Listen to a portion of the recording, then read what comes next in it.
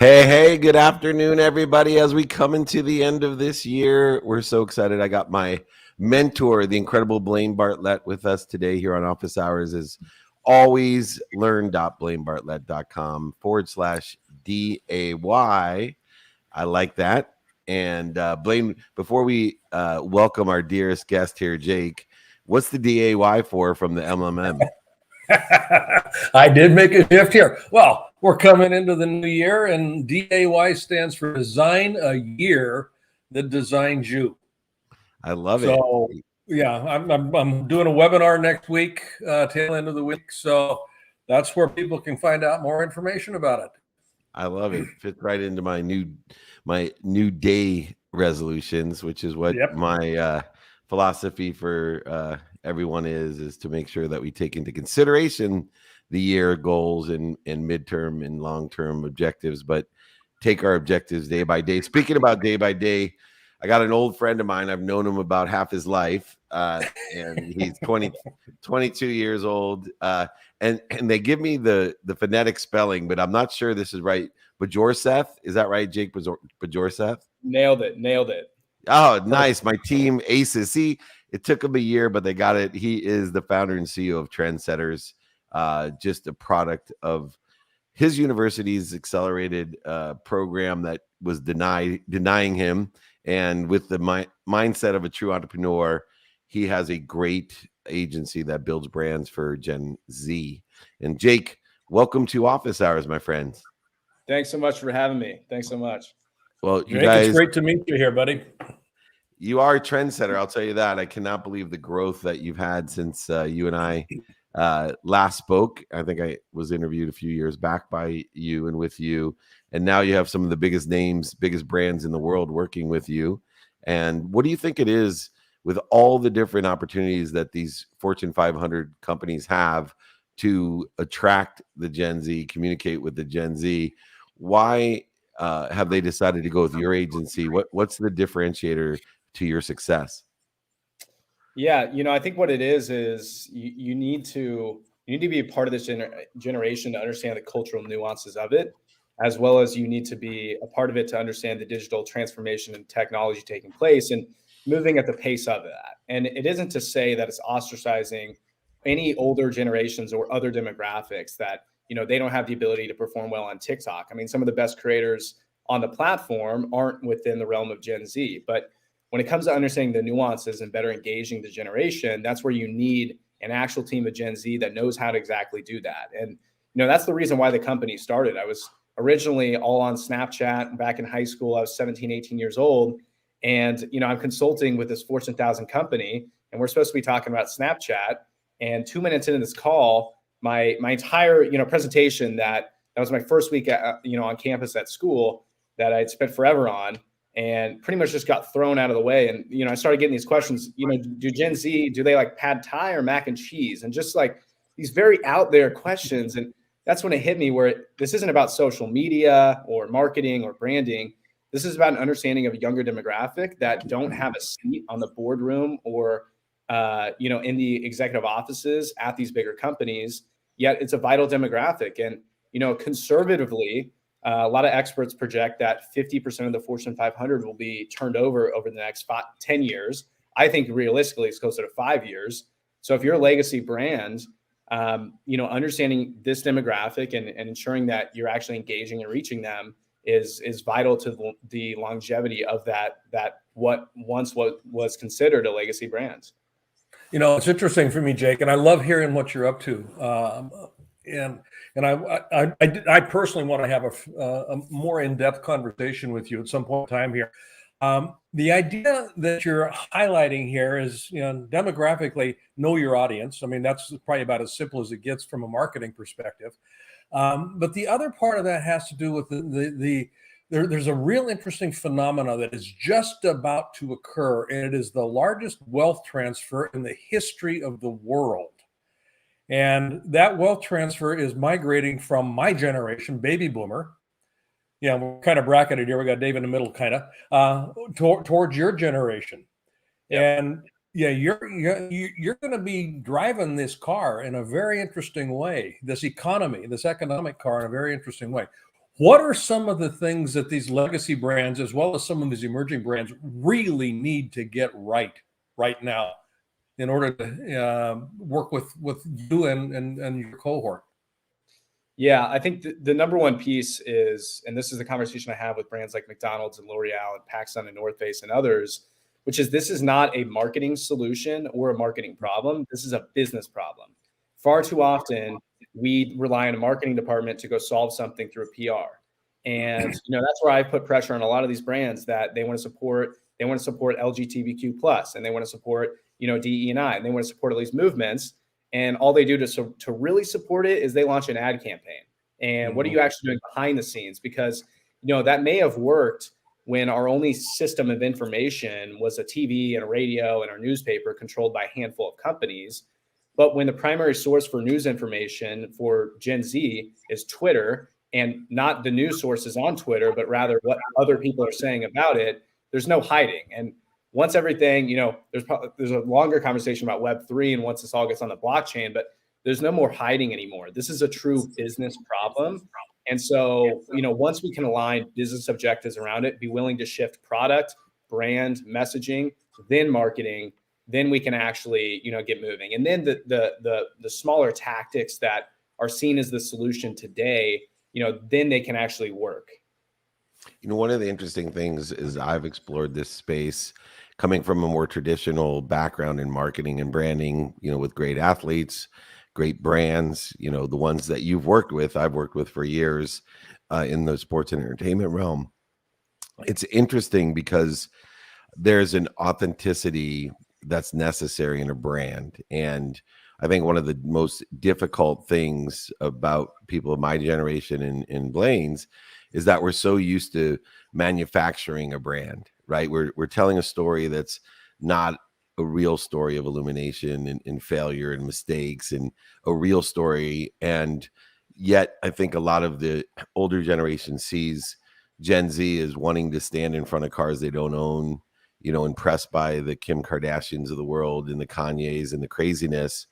But I think there's a great reconciliation with traditional branding and someone like you teaching what authentically people want to hear, what they're interested in, and allowing even people my own age. I think, I'm blessed to have a great following within your generation, because I think they appreciate the fact that I just illuminate who I am. And, I illuminate the fact that I have a different background. And I think Gen Z, what the most surprising thing is, they are really interested in learning the capabilities that I have, and then applying what they know with the capabilities and skills and knowledge that I've had. So for you, you've been able to bridge early a gap with people that look like Blaine and I, that are running McDonald's in the U.S. Department of Energy, and North Face, PacSun, Coca-Cola, United Healthcare, L'Oreal.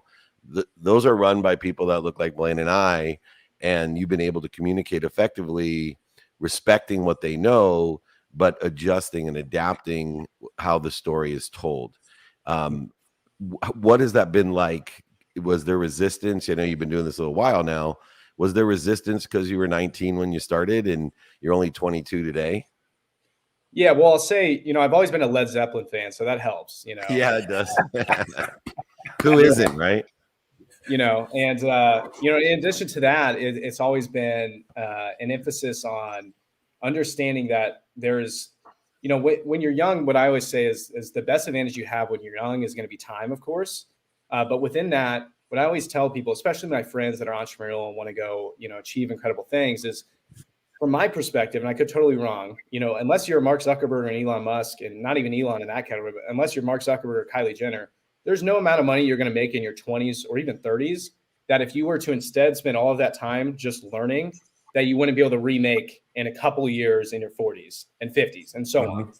So, one of the things I always press with our generation, and why I despise a lot of this cancel culture, as well as this culture against boomers and against, older generations, is that the only way we can actually make true progress is generational collaboration. We have to work between generations, not only work, but us as younger individuals, there needs to be kind of a reverse mentorship as well. We need to be mentoring, older individuals about the nuances of our culture. But similarly, there's a breadth of knowledge to be learned from those that have come before us. And so, in terms of how I've been able to stand out from that, it's funny enough being incredibly authentic to myself.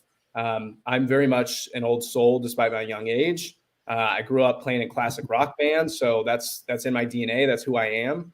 I'm one that I wouldn't be on social media if it weren't for, the business aspect. It's just not something that excites me beyond that. And so, with that in mind, I was able to naturally kind of connect. But one of the things I had to learn is I had to be authentic in doing so, and that you can smell when it's inauthentic. So I always thought that early on, okay, I need to be overly professional and overly this. So I'd wear, a suit, and I'd be totally dressed up, and I'd say all the right things. And then I quickly realized, wait a second, at the end of the day, that's what the other agencies, the bigger agencies that aren't Gen Z, that's what they're doing. If I go and try to sell and beat them at their own game, I'm going to lose every single time. So instead, what did I start doing? I showed up to a McDonald's corporate meeting wearing a hoodie and a backwards hat. And this is who I am, and this is what we're about. And yeah, we're going to present decks and we're going to do the professional business stuff. You have to do that, of course. But what's funny enough, like ironically, what's helped me connect with individuals that are older running these companies is the fact that I am authentic to myself and I communicate that. Yeah. The idea, this book over my shoulder, Dave and I collaborated on this together, Compassionate Capitalism. And the idea of compassion, my grandkids are just a little bit younger than you, which really makes me old. But but just in talking with them about their sensibility, I mean, we watched the other night, Don't Look Up. I mean, fascinating movie. And you're talking about cross-generational collaboration. Might look at leadership as co-creating coordinated movement in order to get the results that we want. All of this has to do with compassionate collaboration. Yeah.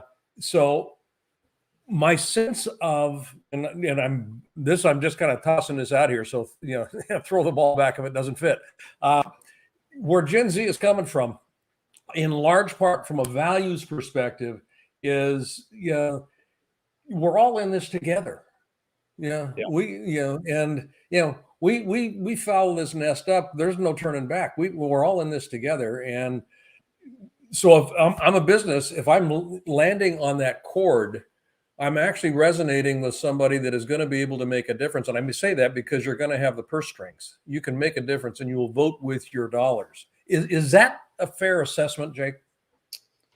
Yeah, I would agree so. And I think, I think part of it as well is that's how a true capitalist structure should work, is across generations, everyone working together, money flows across the board. And, so I think from a Gen Z perspective, we certainly view it as exactly that. This is something that we need to attack together. And when we look at the number one most pressing issue for our generation right now is climate change, of course. Yeah. And, while a lot of the activists in the space that do a lot of talking in climate change, especially Gen Z, would like to believe that they alone can solve the problem by, using a metal straw instead of a plastic one. Sure, that's beneficial, but saving a few turtles is not going to fix the 17 trillion watts of energy that we need on a daily basis. Like, that's not going to fix it. This is a huge problem, and we need everyone on board with it. But what I think this generation understands is, in large part, when it comes to culture and awareness and trends and the online world, it's not run by Gen Z, but when you look at a lot of the movements, they tend to spark a lot of these. They can create a lot of noise. And so I think they understand that their voice does in fact have power in the market. As we finish up here, I think you hit on a really good point, which I love. You are an old soul and you have a much bigger perspective instead of a simplistic separation approach. And we look at sustainability. I always say we need younger generation like you that understands that no matter what we do, we don't have the resources. So we have to have sustainable practices for only one reason: to give us time, so that the great entrepreneurs like yourself will figure out how to convert the plastics in the ocean to energy, how to fill up the hole in the atmosphere. These are all very solvable solutions by entrepreneurs. We've proven it over the last 100 years that this is nothing to be afraid of. It's just we got to make sure we have enough time to figure it out. And our computers are getting faster and our young people are getting smarter. and we will figure it out. We'll figure out exactly how to turn a lot of the negative things that exist in our landfills into positive things, and we'll be able to have all types of unbelievable solutions, but we have to give it time. And I think you being able to communicate not just with brands, but the right brands, the ones that have sustainable practices, the ones who understand that we need to communicate to everyone, hey, give us some time so we can come up with the best solutions to make this a better place and put everybody in a better position. So I think what you're doing is much bigger than just making money branding, the big brands into your generation and your culture, but it's really one that's going to have an impact for years to come. And I wanted to thank you, Jake, and tell you how proud I am of you. And I look forward to do many more things with you and keep my eye on a rising star. So if there's anything I can do to help you, please, reach out to me, because you're on the right track and we need young leaders, intelligent followers like yourself. Thanks so much, Jake. It's been an honor to have you on the show. I want to, seriously, I want to have a deeper conversation with you. So I'm going to circle back with you, get you on my podcast so we can have an expanded conversation here. That's because Blaine's grandkids don't get him. He doesn't really care about the business side of it. He just wants to be able to talk to his grandkids. True. For us. All right, man. I got 3 single daughters, by the way, Jake. Come on over. Come on down. Take care, buddy. Thank you. What a great kid, huh? He's great. All right. Well, I think Jill is in the wings here. Oh, Jill's here. Okay, good. All right. Hello. So our founder and CEO of Paidia, is that how I say it? I'm on fire. Yeah. Today. Nice. Paidia. Good job. And another great company in gaming. I spend a lot of my time, when the pandemic hit, my wife, being the great wife she is, had that immediate panic on her face saying, David, you're the founder of one of the biggest global sports marketing companies in the world that revolves around the Super Bowl, Pro Bowl, Kentucky Derby, Breeders' Cup, ESPYs, Emmys, Oscars, Grammys, and charitable events, and they're all closed. And I don't think they'll be closed for 2 weeks and maybe 2 years. What are you going to do? And I said the same thing my mentor, Blaine Bartlett, told me to do, is to remind myself what I do have control of, my mindset, my heart set, and my handset, and figure out what's doing well today, what is stable today, and what will be doing well in the future. And gaming immediately came to mind, and really sunk my teeth into esports and fantasy and gambling and gaming in general, even board games, because of what was going on. So for you, as you're a great innovator in this space, how has the importance of gaming evolved? Obviously, it was in an uptrend before the pandemic, but especially during the pandemic. Yeah, you've really seen the whole industry take off. So prior to this, I was actually working at Red Bull. So I was the head of their media network and content. Incredible small company. job. Yeah. Small job. And not not of a spaceship either. Yeah, not at all fun over at Red Bull. But obviously they really go after youth attention span, and they were a really early adopter in gaming and esports. Since 2008 have been in this space. So I think over like the time I was there, you saw how important it was to a youth generation, but then it slowly almost start to overtake what we were doing in our efforts against action sports. So for me, I've learned a lot from being on the media and content side, working with different athletes, events, and competitions. And you've just seen the numbers, like the watch times of people consuming content, whether through streamers or watching tournaments, just skyrocket even over COVID. So yeah, what we're doing is pretty exciting, and definitely keeps us very busy while everything else kind of is still shut down a little bit. One of the things that I've always been fascinated by with gaming, and David, you kind of hit on this in terms of your pivot into esports and some of these other things. Game is where innovation occurs. I mean, when people are playing games, the linear thought process almost disappears in one sense. It gets to be a real creative pursuit, and all of a sudden possibilities emerge that I hadn't seen before. And and I'm struck by the name Paidia. I mean, as you kind of cite, it's the Greek goddess of amusement and play. Yeah. The idea of play, how do I play my life? Life doesn't have to be so bloody serious. David and No. I have a lot of fun, make a lot of Yeah. money, impact a lot of people. But Yeah. play is an integral part of that. And I mean, you were steeped in that at Red Bull. I know that you were. And I've been to the studio. It's a crazy place. It's a lot of fun. And one of my oldest clients is IDEO. I've been working with IDEO design firm for about, oh, good Lord, 13, 14 years now. And they play. I mean, you walk into their offices, when you could walk into their offices, but they got a boxcar. They've just got stuff. They got a wing hanging up in the ceiling. The idea of play, creativity, innovation, and what you ultimately end up with is a way for people to actually discover who they are in a different way. And I'm with that huge preamble, and I apologize for that. Yeah. I'm curious about your take on people discovering who they are through the process of playing, through Paidia. Yeah, so it's it's really interesting you say that because we're really focused on like the accessibility of gaming and that Mhm. really fun, playful side of it because it really is becoming people's leisure activities. I have three boys, 13, 11, and 9. And you see, like when they're not at school or playing traditional sports, this is really where they're forming social connections. They have their mic Mhm. on. Someone said it used to be like hanging out at the mall, and now they're hanging out online, and you can hear them like laughing and having fun, but also creating and building together because it really is like a team effort. Depending if you're playing single player or multiplayer games, but you can hear them working together. But for us, it's really about that fun aspect of it, and then making it accessible for all. And one thing that we have seen with the industry, and it's our particular focus, is on the women's side of gaming. Mhm.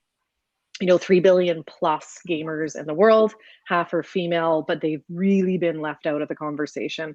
And that's kind of like the big business marketing aha moment. Like, how did this over 1 billion gamers just kind of get left out?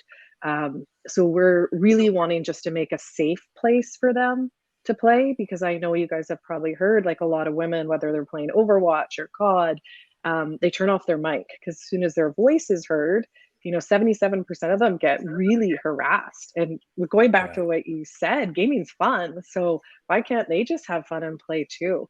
So, what we're doing here is really trying to just focus on, that group plus allies, men, 100% come on in, just put your hand up and say, hey, I'm going to be supportive, inclusive, and kind and play along too. So it's a really interesting shift right now. I think you're seeing in the whole industry. Yeah, it's interesting. I sit on the board of the Queens Collective, as a Yeah, founder yeah, with Elisa and, a founding investor in Overactive Media. And one of the other interesting sides of gaming, as you guys are this great portal, is I see not only the great equalizer yeah, in that everybody can play. I mean, you don't even need to you have legs to play. You can be any color, yeah, any size, etc. And I think eventually, that fear-based separation that is causing some of the bullying and harassing, which is in existence on all platforms today, will dissipate and hopefully someday to even dissolve. But more importantly, is the home competitive family aspect. I sit on yeah. boards of some killer games, home ballers. One of the boards I sit on, my favorite investment for this next year is Black Box XR. It's the founder of home bodybuilding.com has created an integrated gaming system to a universal weight system that you put on your Oculus. And I've never seen more. It's in the EOS Fitness right now, but I've never seen a better workout because you forget you're working out because you put in what muscles you want to work out, and then you're shooting robots, and you're getting points, and you're competing against other people, and you literally forget. And then after 30 minutes, you wonder why you're exhausted, and you had the best workout of your life. So how much for you is this new type of integrative gaming where the whole family, can participate? We can compete with all our friends and communicate and have fun, like you said, not meeting at a bowling alley, but still being able to shoot hoops together, bowl together, how much do you see that interactive side? Well, I think, you're definitely seeing, like, with millennial parents as well. Like, I'm the tail end of the Gen X, so I think it's a little bit different for our side, but millennial parents that grew up gaming, it's pretty high how much of them or many of them game with their kids and families and Mhm. as an activity. And I think that's what it's kind of coming out from this basement dweller culture to very normal and fun and something you can do with everyone. I tried to get my middle son during COVID. We lived in Toronto, just moved back to the west coast of Canada, but he loved Fortnite. So he was teaching me how to play, and I wanted him to do a mother son stream with me because when I started, I was so bad. He'd be like, look up, and I'd be like, he's like, not your head. He said it would be too embarrassing. It was too embarrassing to do it with me, but we had so much fun just like playing together because it really is what they love to do, right? And it just Yeah. brings it right into the family home. Yeah, and play is a connector. Play is always a Yeah. connector. Yeah. And if Yeah. we need anything today on this planet, we need connection. Yes, we do. Online Yeah. connection helps too in the gaming world. Yeah, truly. And to that measure, the tournaments that you have play a Yeah. critical role, not just in sponsorship and monetization, but in the attraction to, everybody loves to join a tournament. Yeah. How have you seen the prizes change throughout the pandemic? I remember the multi-million-dollar Fortnite competition as I was Yeah. in Manhattan. But do you see those types of prizes and incentives in even smaller tournaments now today as it trickles down? Yeah, it really is. And even for us, we find like our platform is media and content, tournaments and gameplay and social, but the tournaments are really a big driver. And again, like trying to make gaming accessible, we're keeping our tournaments open to a wide variety of people and the prize pots. Not small, but you're not going for a $10,000 prize, 50,000 or $23 million prize. So anyone can feel like they can join in. And we found when we keep them, under $500 for a prize pot, or we have an amazing partnership with Xbox and with Razer, and actually getting goods in kind that really attracts, a gamer that has never competed before. And so then they're like, hey, I can probably try for a $200 prize or get the Xbox Game Pass or the Razer Kraken headphones, and then it encourages more people to come in. But they definitely, they are competing to win at some level. That's amazing. Well, we I certainly love it. I love appreciate it. As like I said, a founding investor and overactive up there in Toronto. Yeah. We're building a new arena, so hopefully we can coordinate some other great things with you and your company. Thank you for bringing us all together. Like I said, I see the future of sports and of community Yeah. driven by gaming and companies like yours and entrepreneurs like you. And thank you so much for all that you do. And we would love to have you back on some of our shows to discuss more about what I believe is the fastest growing aspect in sports and gaming. I agree. Well, thank you for Yeah. having me on, and Happy New Year. Happy Here's New to Happy New Year, Bill. 2022. Great to Stay see you. warm. Stay warm. Yeah, Bye. you're up in BC right now, so it's nice and bundled. It is. Thank you. Have a great day, guys. You You too. bet. Bye-bye. All right. 2 for 2 as usual. I just want to give a big shout out at the end of the year to my team because, one of the things I think that goes maybe unnoticed to others, but the reason that this show is on Bloomberg, the reason it streams is because of the quality of the guests that we have. And we have hundreds of people applying to be on the show and just selecting some, of all ages, all colors, all sizes. It's just amazing. Great people with great lessons and great stories. And Zeph's not going to disappoint us as well. No. Zeph Banda, president and CEO of the Banda Group International. There he is. And, environmental safety and health, obviously a huge issue. I also want to thank you for your service. Zeph was blessed to speak to the United States Air Force One contingent, 300 of our finest as well. And Blaine and I both have worked diligently, not only for our vets and spouses of the vets and our current active military and first responders. We never wanted to go unnoticed and appreciated for your service. And But once again, proving what we learn in the military, we can take to the homeland and apply for the masses as well. And it takes the skills and knowledge that we learned within, the Air Force for 8 years to build such a great business that helps and protects even more people than you individually probably could while you're at the Air Force. So what was that? I deal with a lot of athletes in military and transition. What was that transition like, though?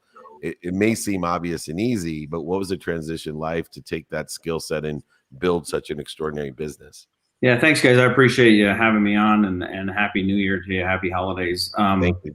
I was very happy to serve my country, both here in the States and for 4 years in Germany. And the camaraderie there that you have when you're in the military, I think, is second to none, and it teaches you a lot of things. Obviously, discipline being one of them, and then putting other people first. And I think those things served me well when I left the military, left the Air Force, came back to the States, and started working actually as I was an aircraft mechanic in the Air Force. And so when I got out, I started working as an aircraft mechanic, kind of applying those same discipline and obviously the safety and health aspect of working on planes is directly related to helping others. And so, just over the course of that experience, and then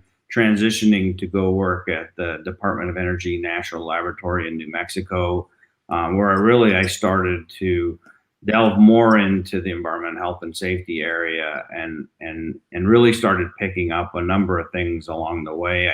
I got my master's degree while I was there, working nights and weekends, and really starting to hone my craft, if you will, as an environmental health and safety professional. Yeah. Now, when did you found the Banda Group, BGI? So I actually started it in late 2003. So we've been in business for 18 years.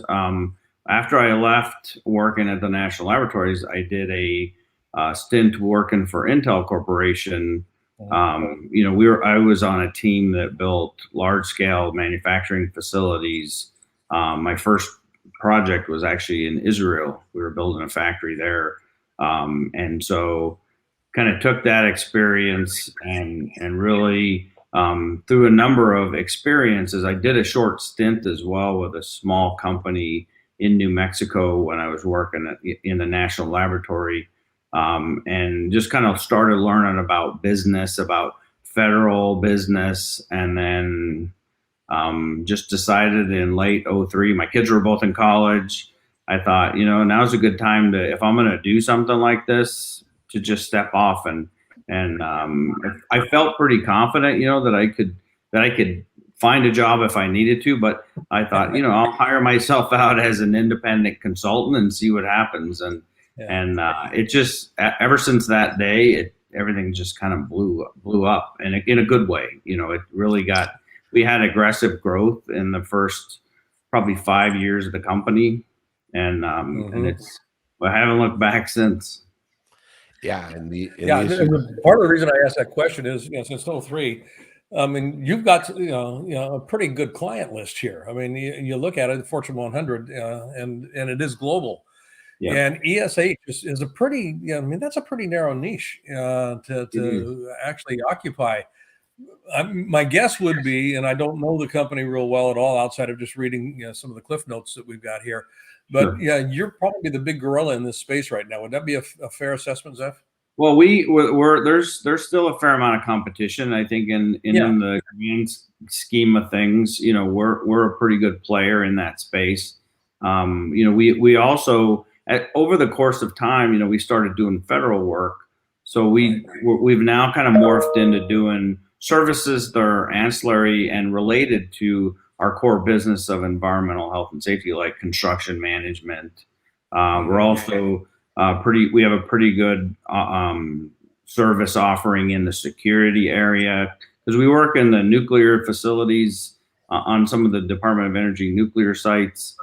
So we do some security aspects of work there, and then we're also doing a fair amount of work in the semiconductor and the high tech industry, and also offering those services there as well. So it's interesting when you're doing you're doing your business, and obviously you have to do a good job in your core business. Then you get customers asking you, hey, can you also do these things? And slowly you start to build a pretty good portfolio of related services to your core. So that's kind of how it's worked out for us. And we're kind of just moving where the water takes us. And obviously, if there's somebody came to us and said, hey, could you run a media company? There's no way we could do that, right? So we're not going to do something that's not related to what we're experienced in. So going where the water takes you is called being in the flow. That's a pretty good place to be. That's right. I was going to say, you can always send the media people over to me and Blaine, so we can take care of those guys.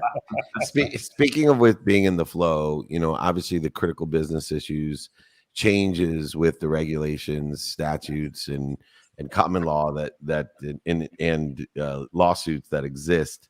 For you, what are some of the bigger or more critical business issues today in ES&H or CSP? Being a CSP, what are some of the biggest critical business issues today? Obviously, the pandemic has caused a number of challenges for us, not just in the delivery of our services, because a lot of what we do is on client sites. And so in order to do that, it has impacted our ability in some cases to do that because you're working remotely. So we've had to pivot some of our, and thankfully we've got great clients. A lot of what we do is considered essential. So in the heat of the pandemic, when everything first shut down, thankfully we were blessed enough to continue to be able to work in some limited capacity, but we were able to do that. But on the employer side, because we are now, in excess of 100 employees, nationwide and even overseas, we're having to watch the legalities of everything coming at us from the mandate perspective, and making sure that all of our people, obviously first and foremost, are safe and healthy and protected, and then we do the same for our customers especially in those situations where we have deployed staff. So it's a constant thing, and it's interesting. Back when I was just a safety guy, as they call us, and working on projects, that was my main focus. And then as I started to accumulate employees and we've gotten to a certain size, I no longer am a technical person per se, even though I still could do technical work.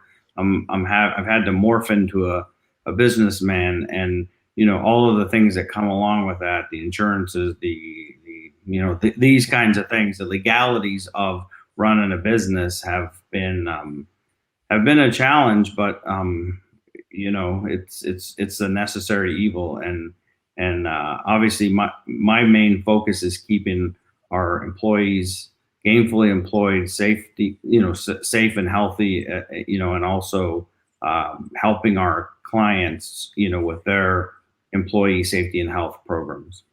Mm-hmm. That's beautiful. I say beautiful in the sense that, the quality of experience that I have on a work site, whether, I'm one of your clients or if I'm actually employed with you, how do I feel about me when I'm, in the presence of your service or product? If I feel uplifted, if I feel good, I'm probably going to hang around. And certainly health and safety are going to be part of that mix, if not directly, subliminally. And right. David and I had this conversation some time ago, but the whole idea of, if I've got good health, I don't worry about health. If I don't have good health, everything else falls by the wayside. That's right. And that's all I become concerned with. And safety, kind of comes into that mix as well. If I'm concerned about, am I going to get home tonight? That's right. Going to be a place for me to be, or a productive place for me to be. Absolutely. And, and it's not just what you're doing at work that has an impact or can impact your family. It's also driving to and from work.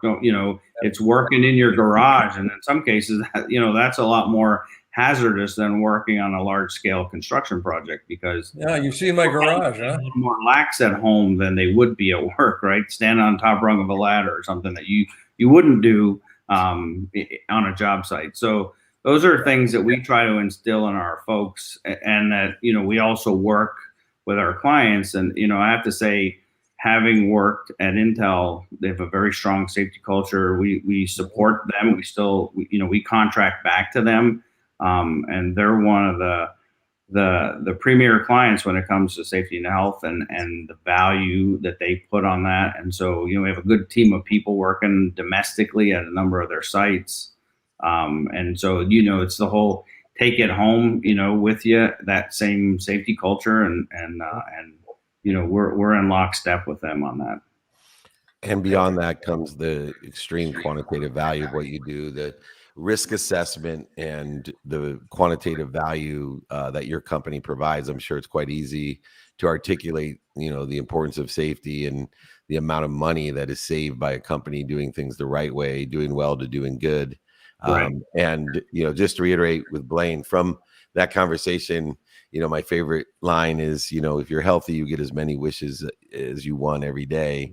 But if you're unhealthy, you only have one wish. And so, Zeph, thank you so much for providing so many wishes to so many people and saving us so much money. I appreciate you. And thanks again for your service. Have a wonderful new year. We appreciate you. Thank you so much for joining us. Thanks, guys. I appreciate it. Happy New Year to you. Happy New Year. Take care, Zeph. Check them out, bandagroupinternational.com. We have the website posted below. Learn more about BGI and Zev. What an incredible entrepreneur. It's amazing how our systems work together and how we can protect one another with just a little bit of diligence and safety in mind. So, Mr. Learn, BlaineBartlett.com/DAY. What's your takeaway for the DAY? The DAY design. Yeah, all three of them, they've designed a life for themselves. And I'm going to just kind of, you know, shamelessly plug this. Yeah, but designing a life. Yeah, life happens in two ways. It either happens accidentally or it happens by design. And the default for most people is it happens accidentally. Yeah. Yeah, more people will spend time concerned about what they're going to wear than what their career is. I mean, it's just crazy. So, I mean, you kind of go back, you know, right to the very beginning. At 22 years of age, Jake is out there. He's looking at, how can I make a difference? How can I design something here that is going to make a difference for myself and for the folks that I'm working with? With Jill, the same thing. I mean, she comes from Red Bull, and then she starts her own organization, looking at how can I make something that is, you know, I mean, and I love the idea of naming her company out of a Greek goddess. I mean, that's it's perfect about play, and it's about everything that's involved with that creativity. So designing that, this is what entrepreneurs do. And then, you know, you just look at Zeph. I mean, jumps out of the literally out of the safety net in 2003 and says, yeah, I'm going to just do this. This is something that I'm going to design for myself. And in 13 years, he's designed himself a hell of an organization that is doing some amazing work. So I guess where the takeaway for me today, Dave, is when you pay attention to what you're designing for yourself, you design a life that designs you in return. Because, and I love Zeph's last comment. I mean, I've moved away from being a technician to now I had to learn how to be a businessman. I had to learn this stuff. If you're designing a life that is a big life, it's going to design you in return. It's going to require you to grow. It's going to require you to grow. And I know that, 2 years ago, you made a pivot, and the growth has been enormous in what you've been able to accomplish. And I look at myself, I think, man, hell, at my age, most people have hung up the shingle. I can't wait to get out of bed in the morning. I want to go grow. I want to go grow something. I want to grow. Where am I going to grow? Wake up at 5 a.m. to get on. Wait up 5 a.m. to get on this show. So I know you can't wait to get going. And you are all probably been up for 2 hours. So it's amazing when you don't have to do stuff. What a great takeaway. Yeah. For me, it's interesting because I think all three entrepreneurs are so different. And I might have a little bit different perspective than most of the takeaway, but my takeaway is how much I love America. I'm looking at, people who worry about what's missing, what they don't have, or what they don't want. They see things. I started studying Goddard thanks to you and the law of assumption. And, I'm looking at a kid who's 22. I'm looking at a woman in Canada and I'm looking at Zeph, who served our country, and very, very different backgrounds, different educations, different parents, different houses, and yet America provides them all extraordinary opportunity to not only build wealth for themselves, but create abundance for so many, to help so many. I don't want to, self-promote the simple things I have in life, like making a lot of money, helping a lot of people, and having a lot of fun. All three of those people make a lot of money, help a lot of people, and have a lot of fun, and they are nothing alike. And for you and I, who've been blessed to travel the entire world and do business around the world, you can't do that anywhere else. There's no other country that you can come here with nothing or be born with nothing and end up to be the richest person in the world. And no matter what background, where you are, and how old you are, you could change your mindset tomorrow, heart set and hand set at 70 years old, and you still got 20 years. You could make it happen, and easily make it happen in America, nowhere else. So, that's my takeaway is God bless America. God bless everyone at the end of the year.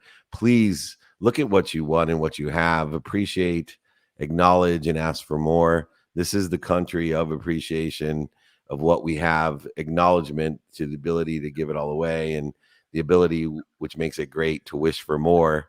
And you got to be healthy to do that. So thank you, my friend. I don't know if I'll get to see your beautiful face before the new year. I'm snowbound here on Whidbey Island right now. I know. I was looking forward to seeing you, but we will re-engineer our plans. I'm always with you in spirit, and your wife.